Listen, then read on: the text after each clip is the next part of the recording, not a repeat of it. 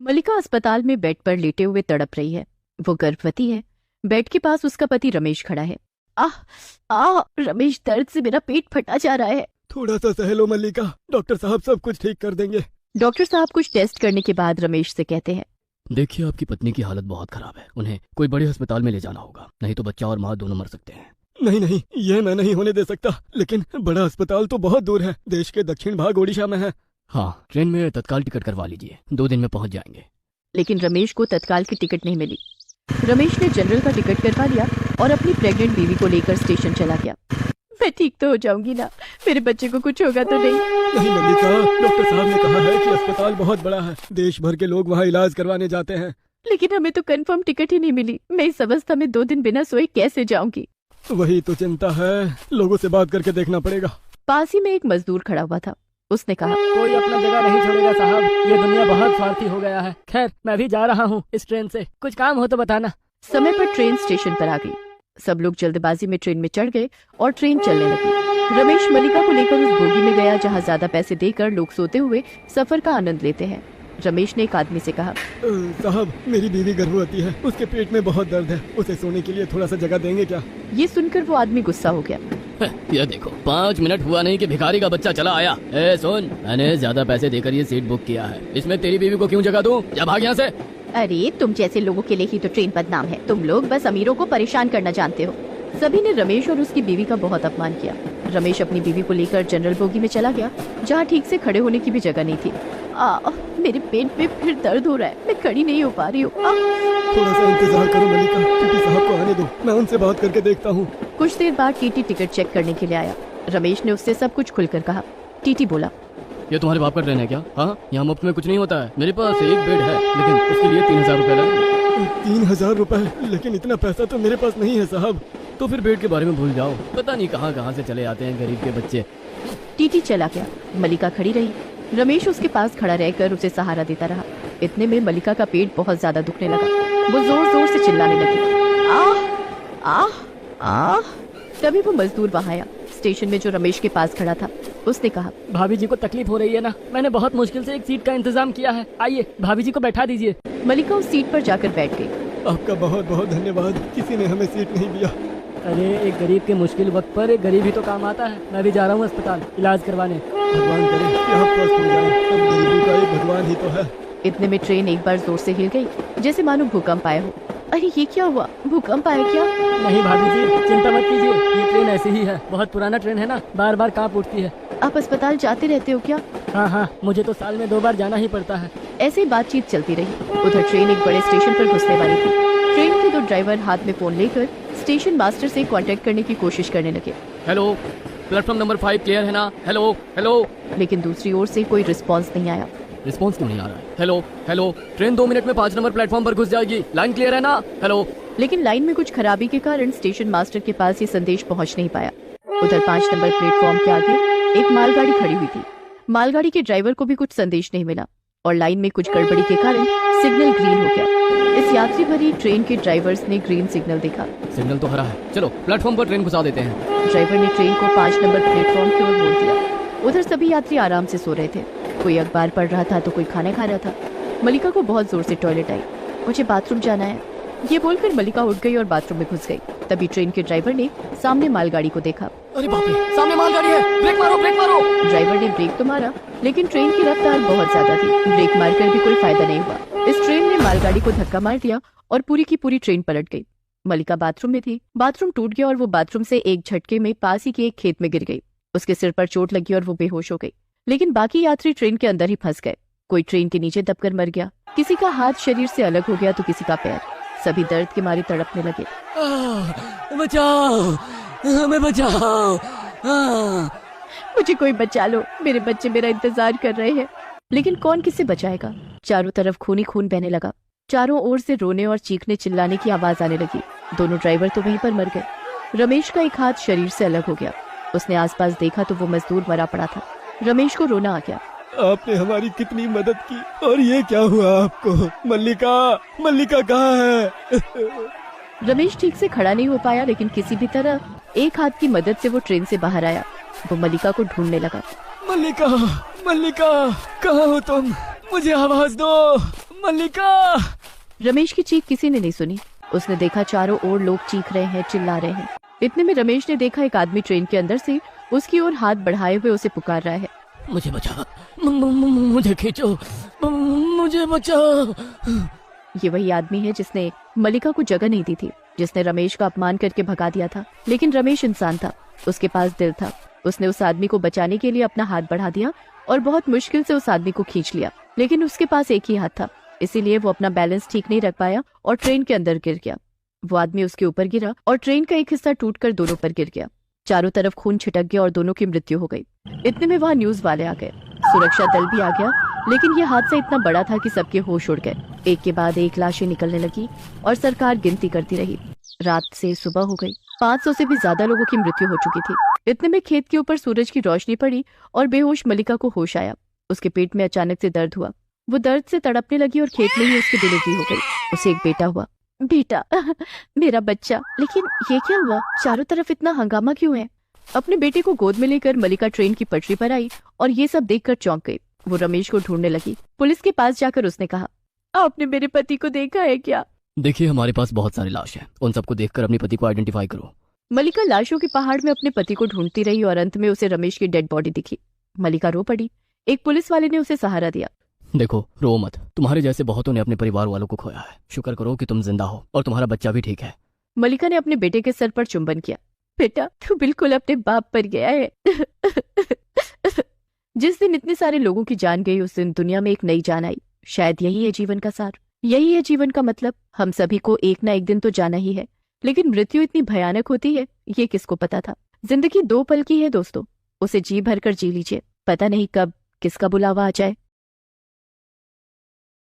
Classroom में teacher Mukesh students को पढ़ा रहे थे, तभी क्लासरूम में बदबू फैल जाती है। क्लास में बैठी सभी लड़कियां बदबू से परेशान हो जाती हैं। अरे पूनम, क्लासरूम में ये बदबू कहाँ से आ रही है? ऐसा लग रहा है जैसे किसी ने क्लास में ही सुसु पोटी कर दी हो। हाँ यार, कहीं ऐसा तो नहीं कि ये बदबू टॉयलेट की तरफ से आ रही हो सकता है सफाई वाले ने टॉयलेट की सफाई नहीं की हो। हमें इस सफाई वाले की शिकायत ना प्रिंसिपल मैडम से करनी पड़ेगी, वरना ऐसे तो क्लास में बैठना ही दूभर हो जाएगा। पढ़ाई कैसे होगी? क्लास खत्म होने के बाद तीनों लड़कियां इस बात की शिकायत करने प्रिंसिपल मैडम के पास जाती हैं। उनकी शिकायत सुनकर प्रिंसिपल सफाई कर्मचारी पप्पू को बुलाती है। क्या बात है पप्पू, तुम आजकल टॉयलेट की सफाई नहीं कर रहे हो? क्लासरूम में बदबू फैल रही है, लड़कियां पढ़ाई नहीं कर पा रही हैं। हमें स्कूल में साफ सफाई का खास ख्याल रखना होगा। अगली बार से मुझे तुम्हारी शिकायत मिली ना तो तुम्हारी सैलरी काट ली जाएगी। पप्पू हाथ जोड़ते हुए प्रिंसिपल से बोला। मैडम, मैं तो रोज सफाई करता हूँ, आप चाहे तो चलकर देख लें। उल्टा मैं आपसे शिकायत करने वाला था मैडम। कैसी शिकायत?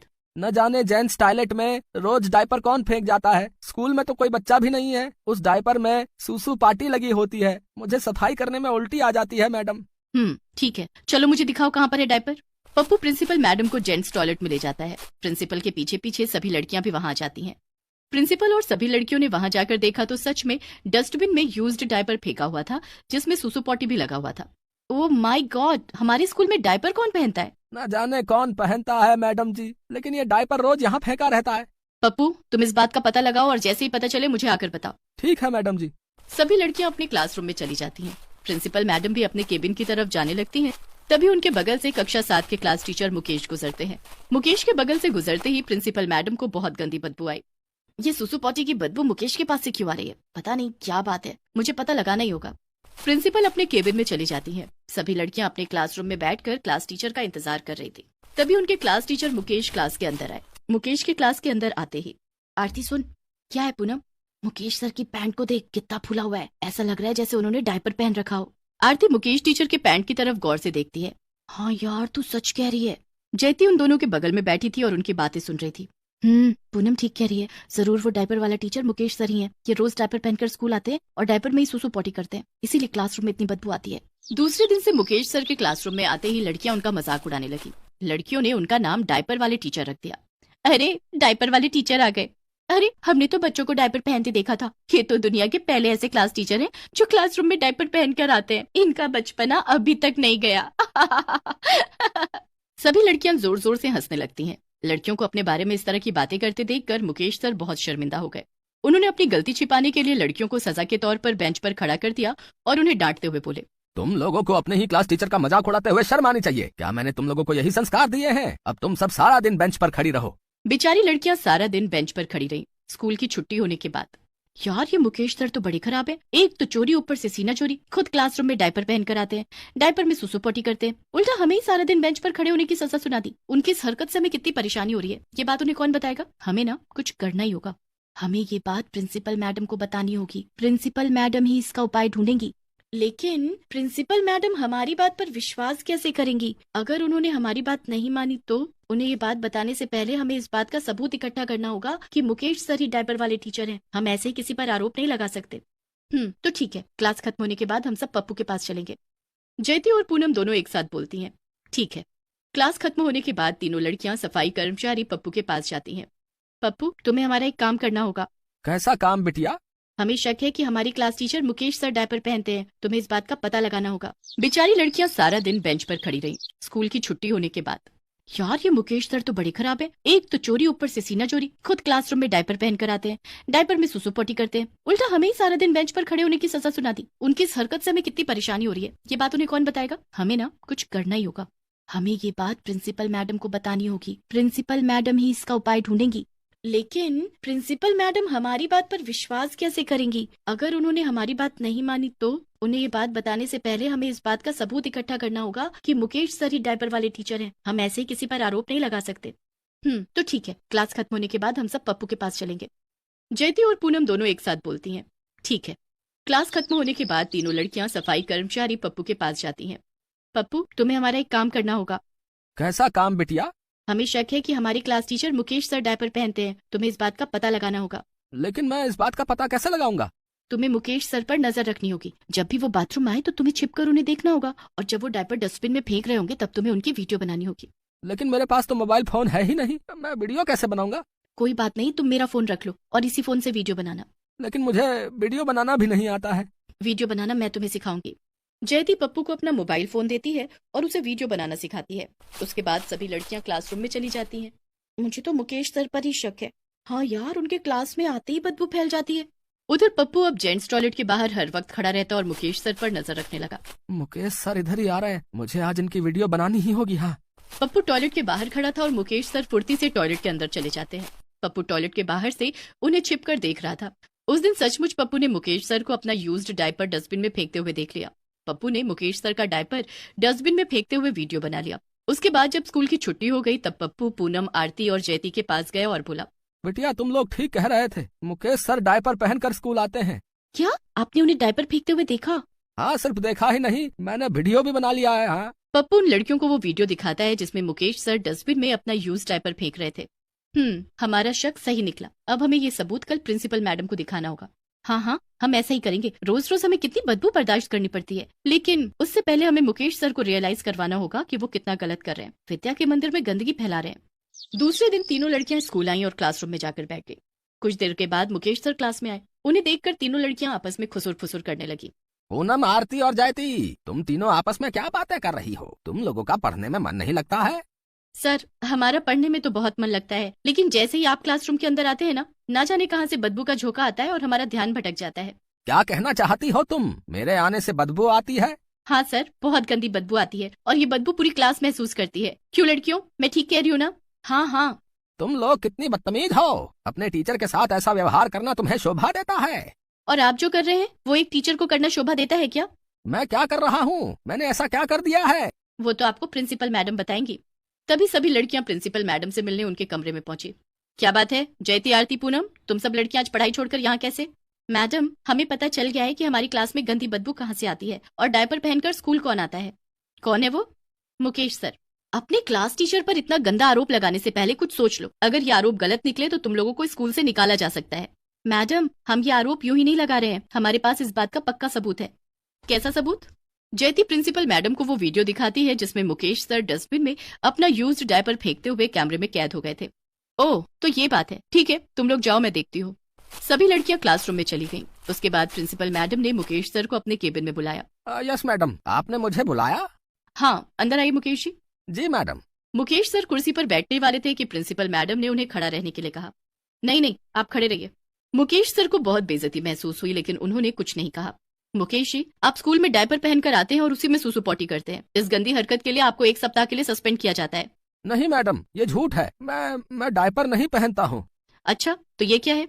प्रिंसिपल मैडम ने टीचर मुकेश को डस्टबिन में यूज डायपर फेंकते हुए उनका वीडियो दिखाया। वीडियो देखते ही टीचर मुकेश के तो होश ही उड़ गए। मुझे माफ कर दीजिए मैडम, दरअसल मेरा पेट हमेशा खराब रहता है, मुझे बार बार टॉयलेट जाना पड़ता था, इसलिए मैंने डायपर पहनना शुरू कर दिया था।